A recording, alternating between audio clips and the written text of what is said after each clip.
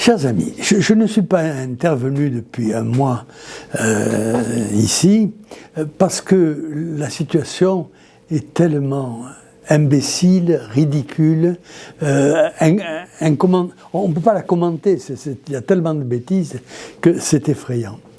Là, si je sors de cette position, c'est parce que je viens de voir Bardella nous expliquer qu'il était pour la défense de l'entreprise. Il est pour la réindustrialisation de la France, qui en a bien besoin, puisque c'est devenu un désert entrepreneurial et que les entreprises partent investir aux USA ou ailleurs, parce qu'investir en France, ça devient de la folie. Et je suis ravi que Bardella soit favorable à l'entreprise, mais je m'étonne du vote du RN à l'Assemblée, parce que le vote du RN à l'Assemblée, c'est un vote de la destruction de l'entreprise. Et je sais que la Ve République a l'habitude du double discours. Je suis né à la politique à ma majorité, et donc je vois depuis 60 ans tous les partis politiques avoir un candidat qui tient des discours pour les uns et un autre candidat dans le même parti qui tient un discours pour les autres. C'est vrai que sur deux pieds on est plus solide que sur un seul, mais c'est de la tricherie et Dieu sait si la Ve République a été forte pour tricher. Le champion du monde ayant été notre président actuel, encore que Sarkozy, je me rappelle d'un discours avant les présidentielles, où un discours de Sarkozy pouvait être entendu exactement, le même discours pouvait être entendu par un homme de droite qui pouvait être d'accord et par un homme de gauche qui pouvait être d'accord, tellement les phrases étaient à double sens. Et je vois que Bardella est sur le sentier de ce double sens, mais quand même, il faut bien que quelqu'un, il y en a qui le font quand même, il faut bien que quelqu'un dise que l'on ne peut pas défendre l'entreprise en étant favorable à la retraite à 62 ans, c'est pas possible.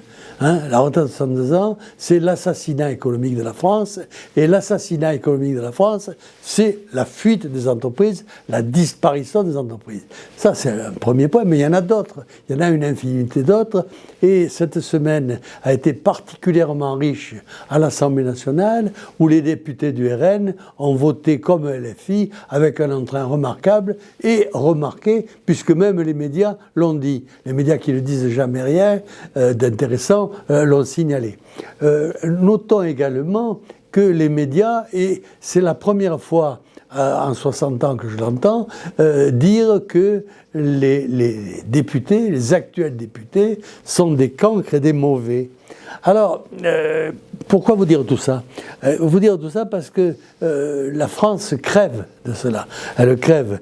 Pendant que les hommes du monde politique s'enrichissent, eh bien, les Français sont ruinés. Et les uns s'enrichissent à la ruine des autres. Et ce n'est pas tolérable. Ce n'est pas tolérable. Et l'électeur doit s'arrêter de tolérer ça et de voter pour des gens qui les trompent d'une manière systématique. Et il suffit d'écouter totalement pour comprendre ceux qui vous trahissent et ceux qui vous défendent. Ceux qui vous disent que l'islam est compatible avec la République vous trahissent.